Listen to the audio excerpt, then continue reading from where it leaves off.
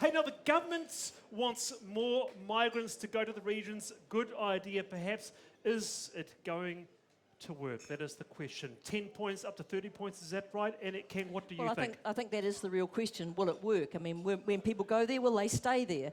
I mean, I don't think it's a bad policy. I think it's a pretty good policy, but it does have to work. But I would make one other point. There are something like 90,000 unemployed in the regions, New Zealanders. Would be really good if we spent some time training them for the jobs in the regions, because I think they should get first choice at them. All right, what about you, Jackie? Is this going to work? You're from the regions, as you said. Is this going to work?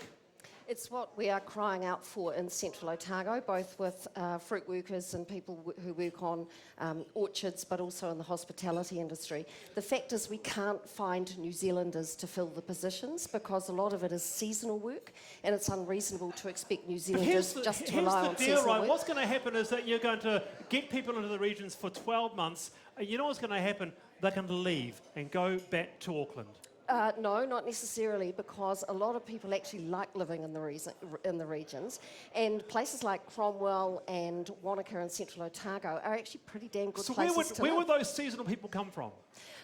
They come from places like the Philippines, from Tonga, from Fiji. We have Americans wanting to come out all around the world. And that stay long term in Waitaki? That stay long term? Yes, they are. In fact, my office, I get people in all the time, unskilled workers on year-to-year work visas who are terribly frustrated that they make Oamaru and North Otago and Central Otago their homes, but they can't settle here. Derek, what do you think about this? What does New Zealand First think about this? 12 months. Look, firstly, this is a butchered New Zealand First policy.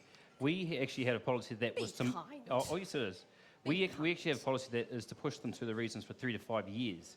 That way they'll be able to... 5 years, so to be stuck there. If they don't No. Hang on. No, but I'm just thinking... It's not just how many you're going to put there and where. It's about the type of immigrants that are coming. We need to have skilled migrants coming to New Zealand. At the moment, we've got... Imagine a scenario. Somali couple go to live in, all right? They try it out, they don't like it. That's right, and that's what's going to happen after 12 months. They're going to try it out. They're not going to be able to have time to establish their roots in regional New Zealand, and and if they've got the money, if they are skilled, they're going to move back to where the jobs are, which is in Auckland. So why stay there for 5 years? Because that's where you will be able to create the jobs. If we've got the skilled migrants going out to our regions, they will have the ability to create the jobs in those regions. Will this be good for Wellington as well? I mean, you were thinking of being mayor of Wellington, was that right? No, never, but everybody else thought I was. Oh, right, okay. So would this be good for Wellington?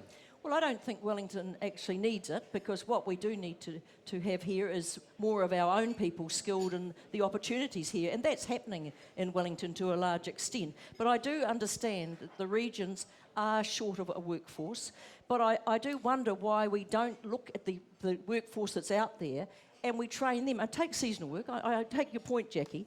But you can have seasonal work that goes the whole year round. Why don't we organise? No, you can't. Yes, you can. There's Central Otago, you can't. But that's they don't the whole have. Point. Yes, but if they're only going to be going for a year, you can organise seasonal work in an area. But and it's been done before. Stuart Nash, your MP in Napier, he says this is quite a good policy. Well, I didn't say it was a bad policy. I just said the proof of the pudding will be in if you can keep them there and there's jobs for them to go to. Hey, just hands up in the audience. Anybody who grew up outside of Auckland or Wellington or Christchurch, anybody from the regions, perhaps Danny Burke-Levin, Timaru, anybody, hands up?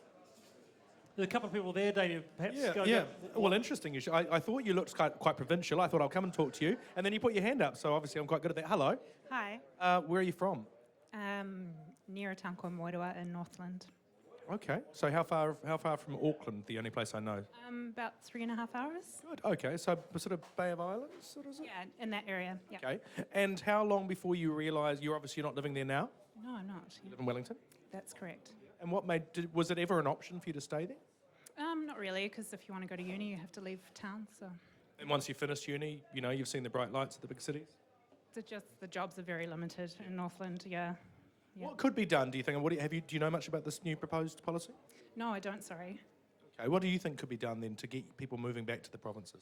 I have a big rant about how the government should be kind of making it easier for companies, like maybe giving them money to... Or tax breaks, that sort of thing? Yeah, to place themselves outside the big centres. Can I ask you a question? Here's an easy one. If there was the job equivalent to what you're doing, same pay, maybe slightly less because it's not as expensive, would you move back there? Yes, maybe not right now, but within the next 5 years, yep, for sure. All right. Thank you very much, Wallace. Fantastic. Derek? This is, Wallace, is that it's an indirect admission by the Prime Minister that the migration or immigration to Auckland is an issue, and it is increasing the house prices because he's had to come up with a solution, and this is a half-pie solution that won't work. It's just a watered-down New Zealand First policy. People attract people, though, don't they, Derek? That's the thing. Well, it's about who we're letting in. What we need. What do you mean by that? Well, look, we've got record immigration. We've got over 100,000 coming in, and at the moment there's over half of those going to Auckland.